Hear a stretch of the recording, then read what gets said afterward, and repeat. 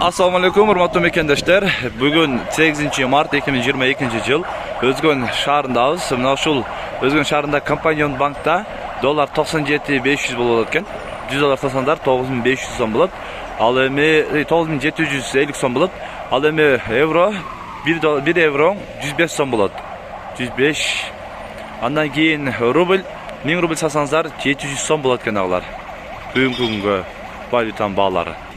Al endi kommersiялык Кыргызстан bankta dolar 97 болот экен. 100 доллар сатсаңыздар 9700, euro 1 euro 105 сом болот. Рубль 1000 рубль сатсаңыздар 850 сом болот алар. Алар андан кийин мына ушул Доскерда bankta dolar 98 болот экен. 100 доллар сатсаңыздар 9800 сом болот. Ал эми рубль 0,7 болот экен.